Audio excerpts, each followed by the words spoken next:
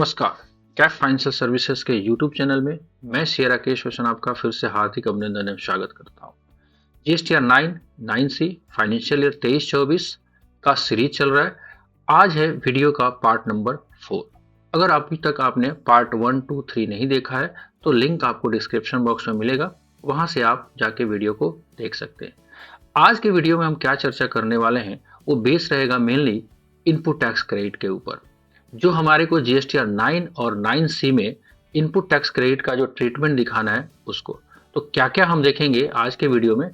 आज के वीडियो में हम एक थ्योरेटिकल कॉन्सेप्ट को तो देखेंगे ही साथ एक प्रैक्टिकल एग्जांपल को भी देखेंगे कि कौन सा इनपुट हमारे कहाँ पे रिफ्लेक्ट हो रहा है और उसको जीएसटीआर 9 में और 9 सी में हमको कहाँ पे दिखाना है। उसके साथ साथ आपको अगर रिक्वायर्ड लगता है कि हमारे को एक जीएसटीआर 9 और 9 सी की एक वर्किंग फाइल आपको प्राप्त हो, जिससे आपको ये पता चल सके कि आप जो जीएसटीआर 9 और 9 फाइल करने जा रहे हैं वो कौन सा डेटा कहाँ पे परटेन कर रहा है। फॉर एग्जांपल आपका ऑटो पॉपुलेटेड डेटा जो आ रहा है वो क्या आ रहा है और आपने फाइनली एक वर्किंग किया वो डेटा क्या है, और उसको आप जब शो करेंगे तो आपको जीएसटीआर 9 और 9 सी में वो डेटा कैसा दिखेगा जीएसटी रिटर्न पे अपलोड करने से पहले। और साथ ही साथ एक वर्किंग फाइल जो आपको ये बताएगा कि अगर आपका कोई डिफरेंसेस है एक समरी फॉर्म में आपके पास अवेलेबल रहेगा फॉर फ्यूचर रेफरेंस के लिए कि आपका 23-24 में आपके क्लाइंट के डेटा में क्या जीएसटीआर 9 और 9 सी के रिकॉन्साइल करते समय आपका कोई एरर रह गया था, अगर आपने कोई DRC-03 पे किया है, एक सारा एक समराइज। तो ये सीट प्राप्त करने के लिए आपको लिंक आपको डिस्क्रिप्शन बॉक्स में मिल जाएगा, वहां से जाके आप सीट को ले सकते हैं। तो आइए बढ़ते हैं इस वीडियो में। हम जो बेसिक बातें हैं उसको ध्यान में रखते हुए कि सबसे पहले हमारे इनपुट टैक्स क्रेडिट का जो मुद्दा है वो काफी बर्निंग इशू है आज के टाइम में। जीएसटी डिपार्टमेंट एडवाइजरी तो इशू कर दी है, लेकिन उसमें भी बहुत सारी कंफ्यूजन अभी भी बरकरार है।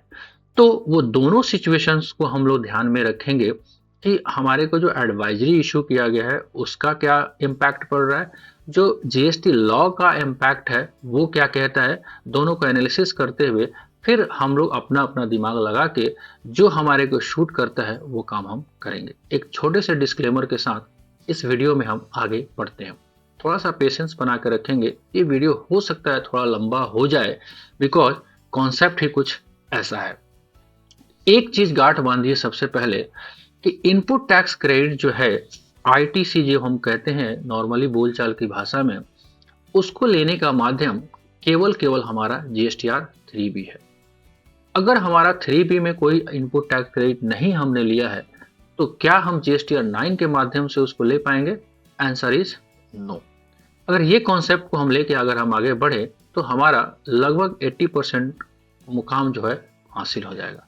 चलिए, जीएसटी की एडवाइजरी जो इशू की गई है 9 दिसंबर 2024 को, वो ऐसे मुकाम पर लेके आई है, जीएसटी की एडवाइजरी ऐसी मुकाम पर लेकर है आई कि एक तरफ है कुआं दूसरी तरफ है खाई, मतलब डूबना तो तय है भाई, करे तो करे क्या भाई। तो टेबल 8A, 8B और 8C और 8D का डिफरेंसेस जो एराइज हो रहा है, अगर आपने अभी वर्किंग किया होगा तो आपको पता चल रहा होगा, अगर नहीं किया होगा आप करेंगे तो आपको पता जरूर चलेगा। राइट, तो चलिए इस कॉन्सेप्ट को लेके हम आगे बढ़ते हैं। थोड़ा सा थ्योरेटिकल कॉन्सेप्ट होगा, देयर आफ्टर हम थोड़ा सा प्रैक्टिकल एस्पेक्ट पे करेंगे बात।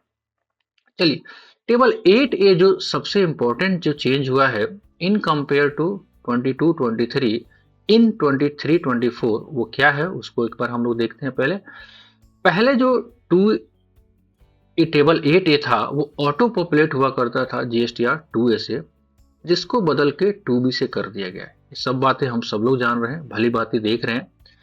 कट ऑफ डेट की बात करें तो जीएसटीआर 2A से ऑटो पॉपुलेट होता था पिछले साल यानी 22-23 में, वो वैसे इनवॉइस को कंटेन करता था जो कि फाइनेंशियल ईयर 22-23 में तो अपलोड हुए ही थे, और साथ ही साथ 23-24 के फाइनेंशियल ईयर में अक्टूबर 23 तक जो 30/11/2023 तक हमारे सप्लायर ने जो रिटर्न फाइल किया था वो भी ऑटो पॉपुलेट होकर टेबल 8A में आ रहे थे, जबकि 23-24 में ऐसा नहीं है। 23-24 में जीएसटीआर 2B से डेटा ऑटो पॉपुलेट कराया जा रहा है, इसका परिणाम ये है कि जो भी हमारे सप्लायर ने 11 या 13 अप्रैल 2024 तक जो रिटर्न फाइल किया है, वही इनपुट हमारे को टेबल 8A में ऑटो पॉपुलेट होके आ रहा होगा। राइट, इतना बात हम सब लोगों को पता है। बढ़ते हैं आगे की तरफ। अगर हम नेचर की बात करें तो 22-23 का डेटा जो ऑटो पॉपुलेट हो रहा था वो 2A से हो रहा था, तो उसका नेचर डायनेमिक हुआ करता था, जबकि फ्रीज कर दिया गया 23-24 में, यानी कि स्टैटिक कर दिया गया। GSTR2 भी अपने आप में एक फ्रीज डेटा है, वो एक सर्टेन डेट के बाद आपका फ्रीज हो जाता है। इस कॉन्सेप्ट को हमने देखा, और इस कॉन्सेप्ट को आगे हम जब बढ़ाएंगे तो हमारे पास पता चलेगा। एक बार जो आपका GSTR9 का टेबल 8 है उसको देखिए, 22-23 में कैसे दिखता था और 23-24 में कैसे दिख रहा है। 22-23 की बात करें टेबल 8A में, आप ध्यान से देखेंगे 22-23 में ITC as per 2A table 3 and 5 thereof वो पॉपुलेट हो रहा था, जबकि हम बात करें 23-24 में वो ITC as per GSTR 2B table 3I thereof वो पॉपुलेट हो रहा है। तो चलिए अगर हम बात करें दोनों को कंपेयर करके, तो GSTR1 और सप्लायर कब फाइल किया उसने, उसका क्या 2B में इम्पैक्ट आएगा, वो किस साल का ITC माना जाएगा, वो हम बात करते हैं। तो अप्रैल 23 से लेकर 31 मार्च 24 तक जो भी GSTR1 फाइल किया हमारे सप्लायर ने, कब, 11 और 13 अप्रैल 2024 से पहले, तो वो 23-24 के 2B में आ गया। ITC भी वो 23-24 का हम लोगों ने क्लेम किया, माना भी। लेकिन अगर कोई ऐसा सप्लायर है हमारा, अप्रैल 23 से लेके 31 मार्च 24 तक का कोई इनवॉइस 11 या 13 अप्रैल 24 के बाद उन्होंने फाइल किया, तो हमारा वो जो इनवॉइसेस है वो 24-25 के 2B में आएगा, ना कि 23-24 के। राइट, अब सबसे बड़ा सवाल ये है कि क्या इसे फाइनेंशियल ईयर 23-24 का ITC माना जा सकता है, किसे, जो 13 तारीख या 11 तारीख के बाद हुआ है। अब इसी सवाल के ऊपर सारा झगड़ा है। अगर आप मानते हैं 23-24 का तो अलग ट्रीटमेंट होगा। राइट, हमारे हिसाब से अभी मान के चलते हैं इसको हम नहीं मानते। राइट, अगर आप 24-25 के मानते हैं तो अलग ट्रीटमेंट होगा। तो यही कंडीशन जो है 16(2) का है, वो कहता है कि आपका ये ITC ही 24-25 का होगा। इन्हीं सारे लफड़े को ध्यान में रखते हुए हम दोनों सिचुएशंस को देखेंगे वन बाय वन। बाकी उसके बाद से आप अपना दिमाग लगाएंगे। कहते हैं ना, सुनो सबकी, करो अपनी। राइट, चलिए अगर हम बात करें एडवाइजरी जो इशू हुआ है 9 दिसंबर 2024 को, या GSTR9 का फॉर्म का इंस्ट्रक्शन जो है इंस्ट्रक्शन नंबर 2A, वो क्या कहता है। अगर हम दूसरी तरफ लेके चलें लीगल एस्पेक्ट, जो सेक्शन 16 की एलिजिबिलिटी एंड कंडीशंस की बात करते हैं, अगर दोनों को ध्यान में रख कर देखेंगे तो एडवाइजरी के हिसाब से कहा गया है कि ITC on invoices reflected in 24-25। Right, कहाँ पे रिपोर्ट करना है। अगर आपका कोई भी इनवॉइसेस जो कि 23-24 का था लेकिन लेट से सप्लायर ने फाइल किया, उसको आपको रिपोर्ट करना है टेबल 8C में। क्यों, क्योंकि ऐसा एडवाइजरी कह रही है। राइट, तो इसके कारण एक निगेटिव बैलेंस आपको टेबल 8D में अराइज होगा। अब सवाल ये है कि ये निगेटिव बैलेंसेस क्या कारण बनेगा नोटिसेस को, क्योंकि आजकल जो नोटिसेस इशू हो रहे हैं वो AI बेस इशू हो रहे हैं। राइट, और जब नोटिस आएंगे तो क्या आप इस एडवाइजरी के बेस पे डिपार्टमेंट से डिफेंड कर सकते हैं, क्या डिपार्टमेंट एडवाइजरी को एक्सेप्ट करेगा, बिकॉज ये तो ना तो नोटिफिकेशन है ना ही लॉ है। तो एडवाइजरी जो इशू किया गया है वो किया गया है GSTN पोर्टल के द्वारा, तो GSTN पोर्टल को क्या डिपार्टमेंट एक्सेप्ट करेगा, ये भी एक इशू रहेगा। जब हम बात करते हैं लीगल एस्पेक्ट की, तो लीगल एस्पेक्ट में सेक्शन 16 में बहुत सारे कंडीशंस हैं।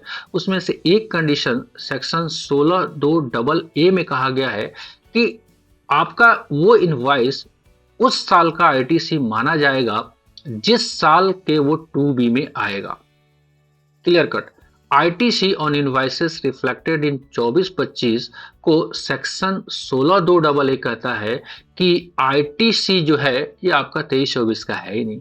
जब ITC 23-24 का है ही नहीं तो इसके हिसाब से वो टेबल 8C में तो जाएगा नहीं, तो इसका इम्पैक्ट ये पड़ेगा कि आपका डिफरेंसेस आएगा नील। अब करना क्या है, ये एक बहुत बड़ा इशू है। इसमें तो नोटिसेस के चांसेस नहीं रहेंगे, राइट। थोड़ा सा कॉन्सेप्ट को गैदर करते हुए हम बात करते हुए चलते हैं आगे। फाइनेंशियल ईयर 23-24 का जो भी बिल, ध्यान से देखिएगा, मैं आईटीसी वर्ड यहाँ पे यूज नहीं कर रहा हूँ, मैं बिल या इनवाइसेस वर्ड यूज कर रहा हूँ अभी। 23-24 का जो भी बिल 24-25 के 2B में आया हुआ है, क्या आप इसे फाइनेंशियल ईयर 23-24 का आईटीसी मानते हैं? यहाँ पे 23-24 वर्ड मिस हो गया, हमको नोट कर लेना पड़ेगा। क्या आप इसे फाइनेंशियल ईयर 23-24 का आईटीसी मानते हैं?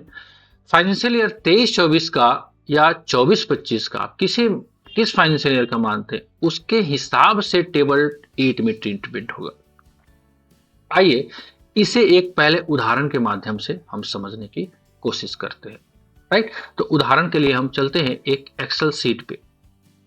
हमारे सामने इस टेबल को पहले एक बार हम समझने की कोशिश करते हैं कि जीएसटीआर 2B जो 23-24 का था, उसमें कंटेंट इनवाइसेस ऑफ 23-24, ध्यान से हम यहाँ पे इनवाइसेस वर्ड यूज कर रहे हैं, अभी input tax credit word use नहीं कर रहे हैं। वो कारण आपको धीरे धीरे पता चल जाएगा। अब सपोज दैट 23-24 के 2B में जो इनवाइसेस थे 23-24 के, वो थे 100 रुपए के आए, राइट। तो 100 रुपए का ये आया, बाकी और कोई लफड़ा नहीं है मान लेते हैं। तो हमारे पास क्या ऑप्शन आएगा निकल के, वो एक बार देखते हैं। अगर मेरा 100 रुपए का ही बिल था, सारे के सारे बिल हमारे 23-24 के 2B में आ गए, बहुत बढ़िया है। तो जैसे ही 2B में मेरे पास 100 रुपया आया, तो हमारे पास क्या ऑप्शन आया, हमारे पास जो ऑप्शन निकल के आया, अगर ध्यान से देखें तो हम इसको बहुत इजीली कर सकते हैं। थोड़ा सा पेशेंस बना के हम लोग रखेंगे। आइए अगर हम बात करें यहाँ पे, अगर ये 100 रुपये का इनवाइसेस था, 100 रुपया शो हो गया, तो मेरे जब 2B में 100 रुपया शो हुआ, तो टेबल 4A5 में अभी हमने 3B जब फाइल किया तो हमने 100 रुपये का इनपुट टैक्स क्रेडिट क्लेम किया, जाहिर सी बात है। अब जीएसटीआर 9 में थोड़ा चल के देख लेते हैं, राइट। जीएसटीआर 9 में जब हम गए तो वहां पे हमारे सामने क्या सिचुएशन रहता है, जीएसटीआर 9 में जब हम जाएंगे, वहां से अगर ध्यान से हम देखें तो जीएसटीआर 9 में हमारे सामने क्या बात निकल के आ रहा है, टेबल 6A में 100 रुपया, हम मैनुअल वेरिफिकेशन टेबल 6B में करेंगे 100 रुपया, राइट। तो जीएसटीआर 9 के 8A में भी ऑटो पॉपुलेटेड आएगा डाटा 100 रुपया, और ये डेटा 6B से यहाँ पे उठ के आएगा कितना, 100 रुपया। और ये 8A से कहाँ से डाटा आता है, ये आता है आपके 2B से, राइट, 100 रुपया, कोई डिफरेंसेस नहीं रहेगा। तो ये सिचुएशंस हमारे पास निकल के आ रहा है। लेकिन अगर हम थोड़ा सा अब इसमें एक बट लगाते हैं, जो हमारा एडवाइजरी आया हुआ है वो क्या कहता है वो देखिए, राइट। अगर हम बात करें कि हमारा कुछ इनवाइसेस जो था जिसपे इनपुट टैक्स क्रेडिट जो था 23-24 का, वो 24-25 में शो हुआ, लेट सपोज है 20 रुपीज, मैं 20 रुपीज यहाँ पे ऐड कर रहा हूँ। अब क्या इंपैक्ट पड़ेगा, जब जीएसटीआर 3B हमने फाइल किया 23-24 का, तो हमारे पास कितना है, 100 रुपया, क्योंकि 100 रुपया ही आया है। ये 20 रुपया 24-25 में चला गया। अब जो एडवाइजरी कह रही है वो ये कह रही है कि हमारे पास सिचुएशन जो अब निकल के आ रहा है बॉस, कि आप ये देखो, इस 20 रुपीज को आप टेबल 8C में शो करो। जैसे ही आप 8C में शो करोगे, क्योंकि ये सारे डेटा तो ऐसे आएंगे, तो 8D में आपका 20 रुपीज का डिफरेंसेस आएगा, ये एडवाइजरी कह रही है, राइट। अब जैसे ही निगेटिव डिफरेंसेस आएगा तो डिपार्टमेंट आपसे क्वेश्चनिंग कर सकती है। इसका मतलब ये है डिपार्टमेंट की नज़र में कि आपने input tax credit excess claim किया है एज पर टेबल 8, और हमने पीछे पास्ट में एक्सपीरियंस में किया है हम सब लोगों ने कि जीएसटीआर 9 के बेस पे जितने भी डिपार्टमेंट से नोटिस इशू हुए हैं वो टेबल 8 के डिफरेंस के कारण ही हुआ है। वहां पे क्लियर कट लिखा हुआ आता है कि आपका टेबल 8 में आपका नेगेटिव बैलेंस है, यानी कि आपने एक्सेस आईडी से क्लेम किया हुआ है, तो आप आके समझाइए। समझा भी सकते हैं, हम जा भी सकते हैं डिपार्टमेंट में, कोई दिक्कत नहीं है, लेकिन जाना और समझाना एक काम आपका तो जरूर बढ़ेगा। जब हम लीगल नॉर्म्स की बात करें, यानी कि हम बात करते हैं अगर लीगल नॉर्म्स का सेक्शन 16(2) AA, अगर उसके हिसाब से इस 20 रुपीज को जो इनवाइसेस रिफ्लेक्ट हुए हैं हमारे कहाँ पे, हमारे को 24-25 में अगर ये रिफ्लेक्ट हुए हैं तो क्या हम इसे 23-24 का आईटीसी माने? अगर आंसर इज नो तो हमारे को इसको 8C में दिखाने की आवश्यकता नहीं है, क्योंकि हम ये मानते हैं कि ये इनवॉइस जो है मेरा आईटीसी बना ही नहीं 23-24 में, क्योंकि ये मेरे आईटीसी कब बनेगा 24-25 में। ऐसा क्यों? क्योंकि ये 24-25 के 2B में रिफ्लेक्ट हो रहा है और सेक्शन 16(2) यही कह रहा है कि आपको सप्लायर को आपका इनपुट टैक्स क्रेडिट जो लेने के लिए एलिजिबिलिटी आपको देगा वो 2B में कम्युनिकेट करना पड़ेगा, 2B में आपको कम्युनिकेट करना पड़ेगा, राइट। ये एग्जांपल हमने लिया। अब थोड़ा सा इस एग्जांपल को और थोड़ा सा मॉडिफाई करते हैं कि हमारे को अब मान लेते हैं कुछ ऐसा भी आईटीसी है जो कि 22-23 का हमने 23-24 में लिया है। लेट सपोज दैट वो है 5 रुपीज, राइट। तो 5 रुपीज का जैसे ही आईटीसी हमने लिया है तो हमारे सामने क्या निकल के आ रहा है। अब हम एज पर एडवाइजरी बात करें तो हम थोड़ा सा चेंजेस यहाँ पे करेंगे। वो क्या कि अगर हम बात करें एडवाइजरी की तो हमारे पास ये 5 रुपया जो है वो पिछले साल का आईटीसी है, तो एडवाइजरी के हिसाब से यहाँ 100 रुपया ही क्लेम करेंगे। लेकिन जब लीगल एस्पेक्ट की बात करेंगे तो हम इसको मॉडिफाई करके 105 रुपया कर लेंगे। ये दोनों डिफरेंसेस हमारे पास रहेंगे, राइट। तो थोड़ा सा मॉडिफिकेशन, यहाँ पे 20 रुपये का डिफरेंसेस हमारा 15 रुपये में कन्वर्ट हो गया। तो अगर आप इसको फॉलो करते हैं तो आपको ये ट्रीटमेंट करना है, अगर आप इसको फॉलो करते हैं तो आपको ये ट्रीटमेंट करता है, राइट। तो चलिए इसको एक पावर पॉइंट स्लाइड की मदद से हम थोड़ा सा इसको और हम आगे क्लियर करने की कोशिश करते हैं। As per advisory issued on 9 December 2024 by GSTN portal versus section 16(2)AA। चलिए आगे हम बढ़ते हुए, अगर हम as per advisory issued on 9 December 2024 by GSTN portal as well as इस सेक्शन की बात करें तो हमारे सामने क्या बात निकल के आई। एडवाइजरी का लिंक आपको डिस्क्रिप्शन में मिल जाएगा, डिटेल में आप वहां से स्टडी कर सकते हैं। ये सारी बातें एडवाइजरी में आपको लिखी गई है, आप डिटेल में इसको पढ़ सकते हैं, राइट। अगर हम बात करें इनपुट टैक्स क्रेडिट का एज पर एडवाइजरी तो हमारे पास जो भी इनपुट टैक्स क्रेडिट आया है उसका क्या सिचुएशन बनेगा, वो ऐसे बनेगा, राइट। कैसे बनेगा, हमारे को जितना भी इनपुट टैक्स क्रेडिट हमने क्लेम किया है वो सारा का सारा टेबल 6A में आएगा, राइट। कौन कौन सा, 23-24 का और 22-23 दोनों का प्लस रॉन्ग आईटीसी, राइट। चलिए अगर हम बी में बाइफर्केशन देने की बात करें तो हम क्या करेंगे, as per advisory 6A minus 22-23 का माइनस रॉन्ग आईटीसी, उसको आपको लेस कर देना पड़ेगा। एंड टेबल 7 को 1 मिनट के अभी होल्ड करते हैं हम लोग, राइट। चलिए जब टेबल 8A में जाएंगे तो 8A ऑटो पॉपुलेट होके आएगा आपका जीएसटीआर 2B से, राइट। अब हम ऑटो पॉपुलेशन लेंगे, 8B में हम 6B और 6H का ऑटो पॉपुलेशन आएगा। 8C में जो इनवाइसेस 23-24 के हैं वो 24-25 में जो रिफ्लेक्ट हो रहे हैं उसको हम दिखाएंगे और साथ ही साथ टेबल 13 में भी उसको हम लोग करेंगे। 8D में डिफरेंसेस आएगा, अगर नेगेटिव आएगा मतलब एक्सेस क्लेम आपका बता रहा है, पॉजिटिव आएगा तो आपको शॉर्ट क्लेम।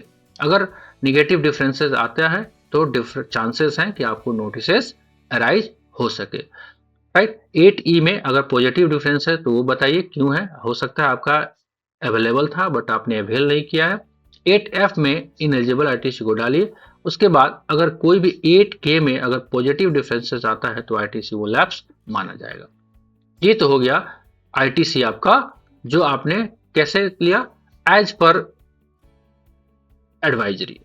एज पर हम लीगल एस्पेक्ट की बात करें तो सेक्शन 16(2)AA में हम बात कर रहे हैं, तो 16(2) के हिसाब से अगर हम बात करें तो क्या सीन बनेगा हमारे पास, जो भी आईटीसी आएगा वो 23-24 का, राइट। 23-24 का आईटीसी जो आएगा जो इंक्लूड्स होगा 22-23 का, जो टेबल 6A में ऑटो पॉपुलेट होके आएगा, राइट। ये आपको आएगा। बी में जब बाइफर्केशन करेंगे तो हम 6A में से 22-23 के आईटीसी को अब माइनस नहीं करेंगे, क्योंकि हम ये मान के चलते हैं कि 22-23 का आईटीसी जो इनवाइसेस 23-24 में रिफ्लेक्ट हुए हैं वो 23-24 के ही आईटीसी हैं, राइट। चलिए तो इसको लेके हम चले, अगर टेबल 8A में हम देखें इसको ध्यान से तो हमारे पास क्या सिचुएशन निकल के आता है, टेबल 8A 8B, राइट।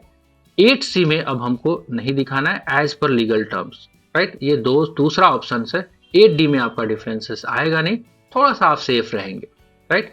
चलिए, तो ये सिचुएशन हमारे पास सामने बनता है डिटेल स्टडी के हिसाब से, राइट। अब आपको क्या करना है, आप अपना थोड़ा सा दिमाग लगाएंगे। दोनों टर्म हम लोगों ने डिस्कस किया कि लीगल टर्म्स के हिसाब से क्या है और एडवाइजरी के हिसाब से क्या है, राइट। फिर भी कोई आपका एडवाइस हो, कमेंट हो कि आप और बेटर सजेशन ले सकते हैं, या आपके दिमाग में कोई ऐसी चीज़ें चल रही है जिससे हमारे को बेनिफिट हो सकता है, तो कमेंट बॉक्स में ज़रूर लिखिए। हम कोशिश करेंगे जितनी जल्दी हो सके उस पर हम लोग एक कॉन्सेप्ट डेवलप करें। मिलते हैं हम लोग कुछ ऐसे ही अपडेट, ऐसे ही वीडियो में, राइट। तब तक के लिए जय हिंद, जय भारत।